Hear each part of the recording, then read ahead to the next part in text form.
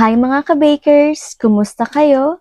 Ngayon naman ay gagawa tayo ng Milky Rolls Bun. Handa na ba kayo? Ang mga sangkap ay bread flour to 50 grams, yeast 1 tablespoon, salt 5 grams, sugar 50 grams, itlog 1 piece, fresh milk 1/2 cup, bread improver 1/2 teaspoon at butter na 50 grams. Ilagay na natin ang bread flour at yeast, bread improver, asin, asukal. Haluin muna natin ito ng kaunti. Ilagay na natin ang itlog, fresh milk. Pagkatapos ay atin na itong haluin ng haluin hanggang sa magsama-sama na ang mga sangkap nito at higit sa lahat ay hindi na siya hiwa-hiwalay kundi iisa na talaga sila. Kapag ganito na ang kanyang consistency ay atin ang ilagay ang butter at atin muling haluin ng haluin para naman mas magkaroon tayo ng exercise. Diba? Nagluluto na nga po tayo ng masarap at nagkakaroon pa tayo ng ehersisyo. O, di po ba double purpose na talaga ito? Kapag ganito na po ang kanyang consistency ay okay na po ito mga ka-bakers. Kaya naman po atin na po itong alisin at ilagay na po natin ito sa ating lamesa. Atin na po itong mamasahin para po mas lalo pa pong lumambot or magsama-sama ang mga ingredients na ating inilagay dito. Pagkatapos pa nito ay atin po itong irorolyo at irorolyo po rin sa makalawa. Pagkatapos po ay atin na po itong isi-shape ng pabilog at atin na po itong ilalagay sa ating maliit na lalagyan.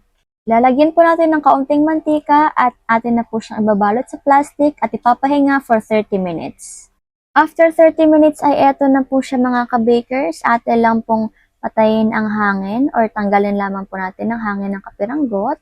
At atin na po siya ulit papalakihin at atin na po siyang irorolyo. Yan. I-ready na rin po natin ang ating mga kiluhan dyan. At atin po itong hiwain ng 165 kada isa. Kapag sakto na po sa 165, ay atin na po itong irorolyo ng kaunti at pahabain ng kaunti. At atin na po itong hatiin ng 3. 1, 2, at 3. Yan na po mga ka-bakers. Gawin lang din po natin ito sa ating isang dough. Pagkatapos po ay atin lang po itong mamasahin ng parang pabilog. At kailangan lamang po ay gawin natin ito sa lahat ng ating mga dough. Ayan, eto na po silang lahat mga ka-bakers. At ang next naman po nito ay atin na po itong papahabain at atin na po siyang irorolyo. Gawin lang po natin ito at pagkatapos naman po ay atin na po itong ilalagay sa ating molde na may makapal din pong mantika. Papahabain po at atin po siyang irorolyo. Atin lang po itong gawin hanggang po sa maubos na po ang ating mga dough. Eto na po silang lahat mga ka-bakers. Tignan nyo na po kung gaano po sila kagaganda at kakukutesy. Ngayon naman po ay maglalagay na po tayo dito ng ating egg wash. Yan. Para po hindi po siya mukhang maputla kapag naluto na. Siyempre po, ang next naman po ng ating egg wash ay maglalagay na po tayo ng ating takip dito or plastic dahil atin po siyang ipotropping or papahinga ng 30 minutes. Ilalagay na po natin ito sa ating oven. Ang oven temperature ay 170 sa taas, 190 sa baba at ang baking time is 20 to 25 minutes. After 25 minutes ay luto na po ang ating Milky Rolls Bun. Maglalagay na po tayo ng condensed milk. Condensed milk po ito mga ka-bakers. Lagyan din po natin ang kabila nito para naman po pantay-pantay po sila. Kayo na rin pong bahala kung gaano po kadami ang inyong ilalagay basta po patok po sa inyong panlasa.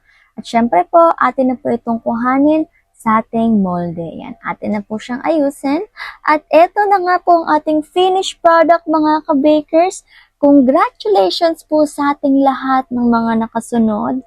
At pwedeng-pwede nyo na po itong ibenta dahil patok na patok din po talaga ito. Higit sa lahat, sobrang sarap po talaga niya. O, di po ba? Lalo na po sa mga kiddos. Kaya naman po, ano pa pong hinihintay nyo mga ka-bakers? gawin nyo na din. Hindi ko na nga po patatagalin pa at eto na po ang ating food for the soul ngayon. James 1:2-3. Mga kapatid, kapag kayo ay dumaranas ng iba't ibang pagsubok, ituring ninyo itong kagalakan sapagkat alam ninyo na ang pagsubok sa inyong pananampalataya ay nagbubunga ng pagtitiis. Amen mga ka-bakers, hanggang dito na lang po muna ako. Paalam muna. Bye! At higit sa lahat ay God bless.